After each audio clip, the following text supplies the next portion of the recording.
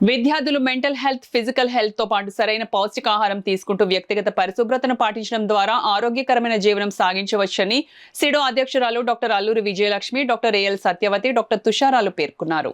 Kakinada girls polytechnic లో సిడో ఆధ్వర్యంలో విద్యార్థులకు హెల్త్ టాక్ నిర్వహించారు. కార్యక్రమానికి కాలేజ్ ఇన్ఛార్జ్ ప్రిన్సిపల్ నాగవేణి అధ్యక్షత వహించగా సిడో అధ్యక్షురాలు డాక్టర్ అల్లూరి విజయలక్ష్మి, సృజన హాస్పిటల్ అధినేత్రి డాక్టర్ ఏఎల్ సత్యవతి, డాక్టర్ తుషారాలు ముఖ్య అతిథులుగా పాల్గొన్నారు.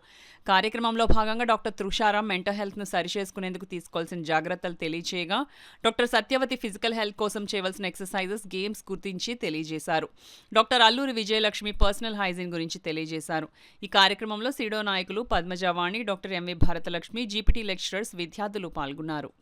మీరు కాసేపు కూర్చునో, కాసేపు గార్డెన్ ఉంటే గార్డెన్లో మొక్కలు పని చేసుకునో, లేకపోతే కొంచెం ఎక్సర్సైజ్ చేసుకునో, లేకపోతే మీ తోటి పిల్లలు ఎవరన్నా ఉన్నా, లేకపోతే మీ మదర్తో ఏదో అట్లీస్ట్ రింగో బాలో ఆడుకుని అప్పుడు స్నానం చేసి స్కూల్కి వెళ్తే ఎంత రిఫ్రెషింగ్గా ఉంటుందో ఒకసారి మీరే చూడండి. ఇప్పుడు మనం తినే క్యాలరీస్ అన్నీ మనకి ఎక్స్పెండిచర్ ఎలా అవుతుంది? మన యాక్టివిటీ మూలానే కదా. సో అందుకని పెరిగే పిల్లలు మీరు 20 years వరకు 21 years వరకు పెరుగుతూనే ఉంటారు. ఈ ఏజ్లో మీకు బ్యాలెన్స్డ్ డైట్ అంటే ప్రోటీన్స్, కార్బోహైడ్రేట్, ఫ్యాట్స్ వీటన్నిటితో పాటు ఎక్సర్సైజ్ కూడా ఉంటే ఈ బోన్ హెల్త్ అండ్ ఈ మెంటల్ హెల్త్ అన్నీ స్ట్రెస్ లేకుండా, అది కూడా స్ట్రెస్ తగ్గిస్తుంది మీకు ఎక్సర్సైజు, స్పోర్టు ఏదైనా కూడా. ఎక్సర్సైజ్ కన్నా ఐ ప్రిఫర్ స్పోర్ట్స్. ఎందుకంటే మీరు గ్రూప్ స్పోర్ట్స్ ఆడితే కనుక అది ఒక ఎడిక్షన్ లాగా ఉంటుంది. ఇప్పుడు సపోజ్ త్రోబాల్ ఆడుతున్నారు అనుకోండి, ఈరోజు మీరు బద్దకిచ్చినా మీ ఫ్రెండ్స్ తీసుకెళ్తారు. సో ఇవన్నీ చాలా ఇంపార్టెంట్. సో ఇప్పుడు అందరూ ఏంటంటే సెల్ ఫోన్స్. సో ఆ సెల్ ఫోన్స్ వలన లేవా? మీకు సెల్ ఫోన్స్ లేవా? ఓకే, వెరీ గుడ్ అండి ప్రిన్సిపల్ గారు.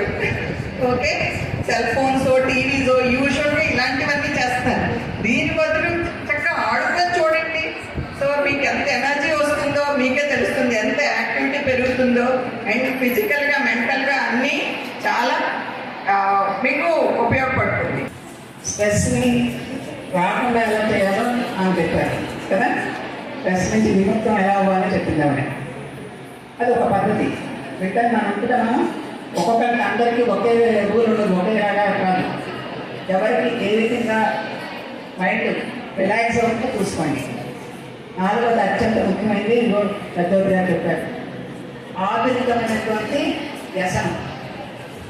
చేతిలో స్వర్గం, మొబైల్, ఆ వ్యసనం పాడు చేస్తాం అందరినీ. ఓకే, టైం వేస్టే కాకుండా ఈ ఇమోషనల్ హెల్త్ దెబ్బతింటుంది. దాని నుంచి తప్పించుకోవాలంటే మొబైల్ చూడటం మినిమైజ్ చేసుకోవాలి. రైట్, ముఖ్యంగా మన దేశం లాంటి దేశంలో ఎక్కడైతే ఆడవాళ్ళు ఇంకా ఆధునికమైనా కూడా తక్కువగా పరిగణించబడుతున్నటువంటి సమాజం ఉంది. అవునా కదా? మగవాళ్ళు ఎక్కువ, ఆడపిల్లలు తక్కువ. మనకు వనరులు ఉంటే మగపిల్లల్ని పెట్టుబడి పెట్టాం ఏంటి, సమానంగా చూడడం ఇంకా.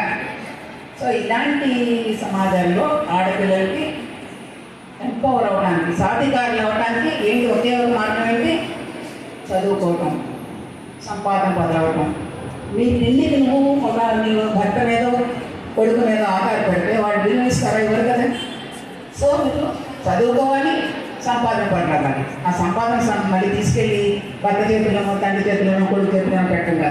ఆ సంపాదన మీద మీకు అధికారం ఉండాలి. సో ఆ విధమైనటువంటి ఎంపవర్మెంట్తో, ఆ మనస్తత్వంతో మీరు చదువుకుంటే జీవితంలో ఎదగలుగుతారు.